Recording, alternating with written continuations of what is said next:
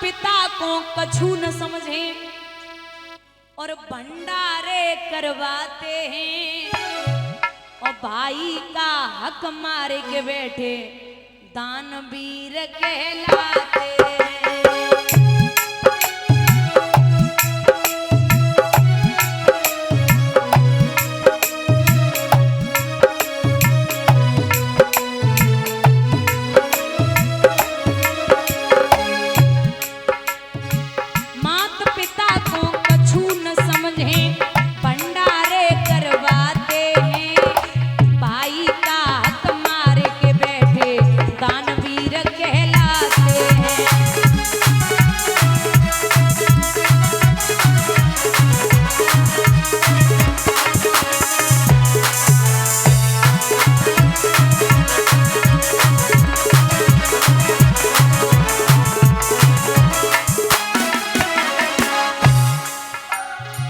छोटे भाई का हक मारा,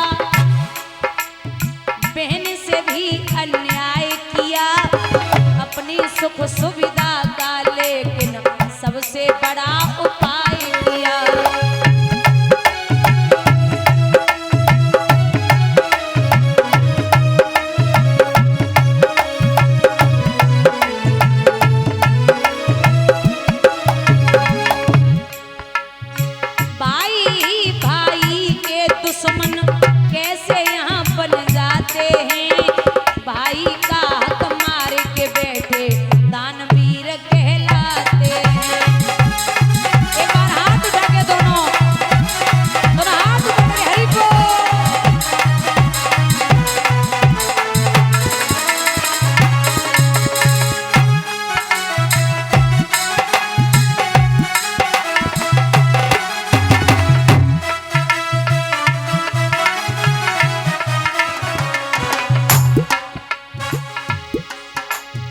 जिसने जन्म दिया और पाला, उंगली पकड़ चलाया है,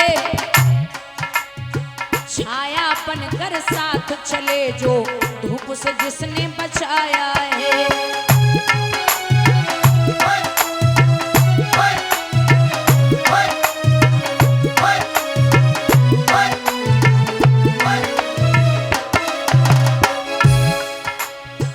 आज वही माँ बाप को अपने कैसे आंख दिखाते हैं, भाई का हक मार के बैठे दानवीर कहलाते हैं।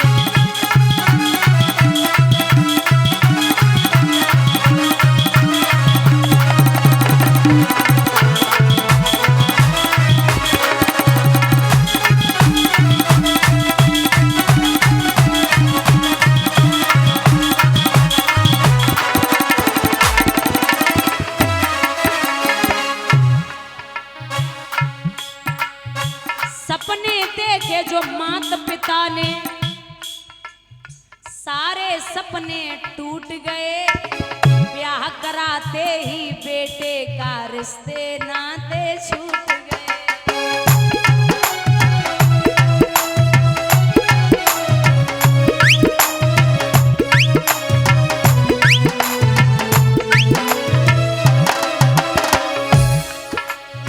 बेटा अलग और बाप अलग है कैसे ये बनाते हैं, भाई का हक मार के बैठे दानवीर कहलाते हैं।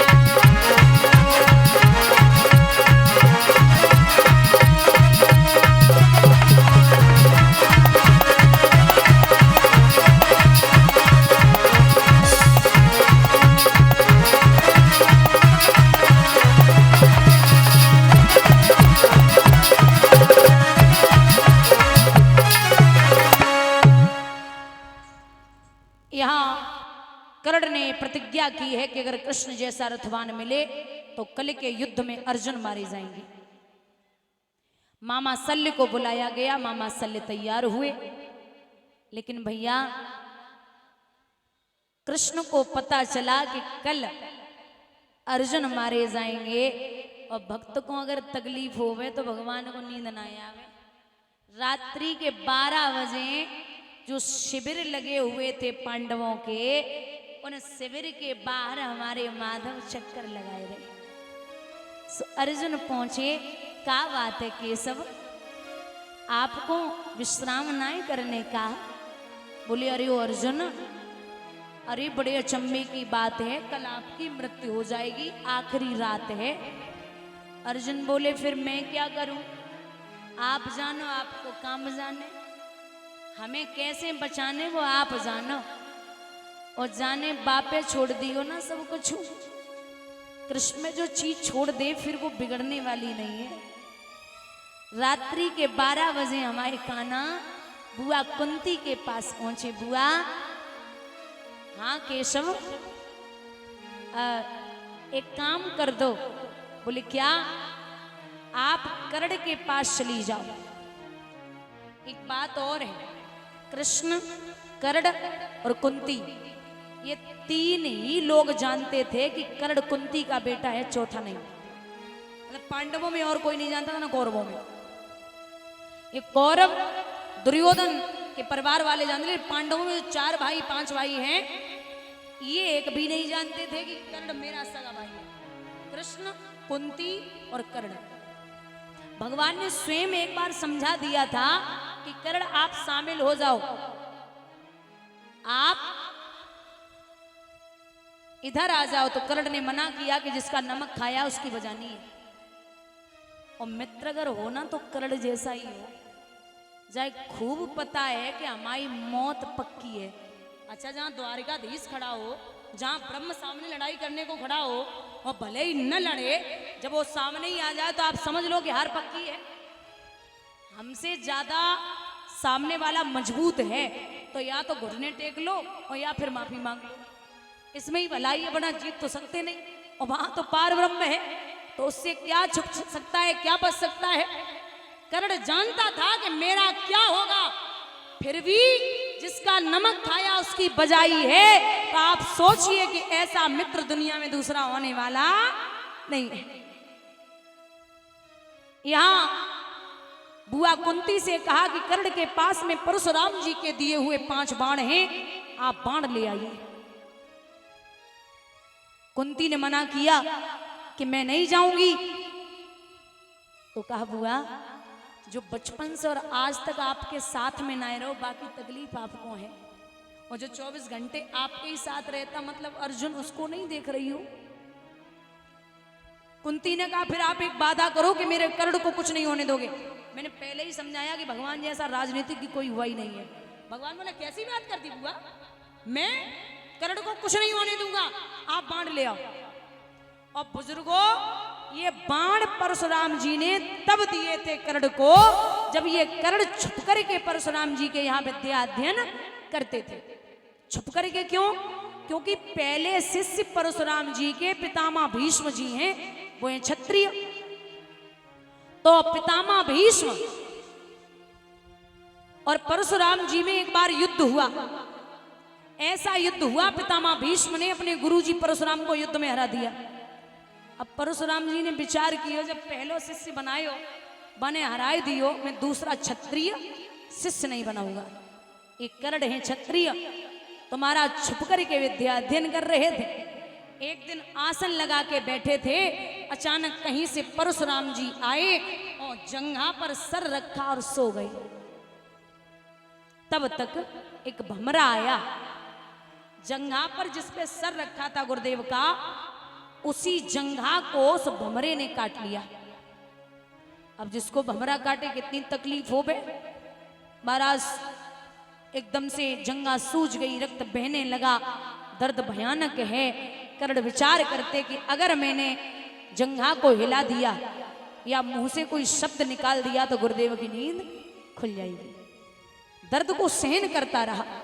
2 घंटे के बाद जब गुरुदेव के नेत्र खुले, पूछा कर्ण, बोले हाँ महाराज क्या हुआ? महाराज भमरे ने काटा है।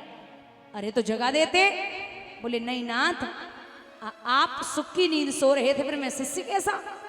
मुख देखा और एक बात कही कि तू हमें सच सच बोले, तू हमें का ब्राह्मण को बेटा नहीं लग रहा, सच बोल कौन है? तो कहा कि मैं सूर्य पुत्र कर्ण क्षत्रिय हूं महाराज। बड़े प्रसन्न हैं कि जा, तूने अपनी प्राणों की परवाह नहीं की, दर्द झेलता रहा। मैं तुझे ये 5 वाण देता हूं कर्ण, पूरे विश्व में दुनिया में कहीं भी कोई भी कितना भी बड़ा योद्धा तेरे सामने आकर के युद्ध के लिए ललकार लगा दे और तू जहां 5 वाणों को चला देगा, तेरी कभी भी हार होने वाली नहीं है। कोई भी हो, चाहे सामने ब्रह्म क्यों न खड़ा हो, तो जब तक 5 बाण तेरे पास हैं तेरी हार नहीं होगी। वही बाण कृष्ण कुंती को लेवे को भेज रहे, जब तक बाण है अर्जुन खतरे में है। आप सोचिए कितनी फिक्र है भक्त की। कहते ना कि प्रेम गली अति सांकरी, जामे दोय न समाए। एक ही आ सकता, या फिर परिवार या फिर भगवान। और अगर परिवार में किसी को छोड़ना पड़ जाए तो आप छोड़ दो। राजा बलि ने अपने गुरु को छोड़ दिया भगवान के लिए, भरत ने अपना पूरा परिवार छोड़ दिया भगवान के लिए। एक भरत भगवान के जो सगे भाई हैं, वो भरत राजगद्दी छोड़ देते भगवान के लिए। ध्रुव ने अपने माँ बाप को छोड़ दिया भगवान के लिए, प्रहलाद ने अपने माँ बाप को छोड़ दिया भगवान के लिए, और विभीषण ने अपने सगे भाई रावण को छोड़ दिया भगवान के लिए। अगर परिवार में किसी न किसी को छोड़ना पड़ जाए तो आप छोड़ दो। बाणों को लेने मैया पहुंची, कर्ण ने चरण वंदन किए ब्रह्म मुहूर्त में 4 बजे। मां, आज अर्जुन की मैया और कृष्ण की बुआ हमारे दरवाजे पे बात हजम बनाए भाई। कछु ना लाला, बस मिलवे को आई गई। कर्ण बोले मैया तू बिना मतलब के आए वाली नहीं, सच बोल क्या बात है। बस लाला मैं ये चाहती हूं कि कल युद्ध में तुम दोनों आपस में न लड़ो। कर्ण बोले मैया मेरे हाथों पारथ के सिवा, मेरे हाथों पारथ के सिवा पांडव न पराजय पाएंगे, और तेरे कुमार फिर भी मैया 5 के 5 कहलाएंगे। अगर अर्जुन मरे तो कर्ण जिंदा है, और कर्ण मरे तो अर्जुन जिंदा है। तेरे तो 5 के 5 हुए तो कौन सी बात की चिंता है। युद्ध तो होगा, और कल अर्जुन मारे जाएंगे।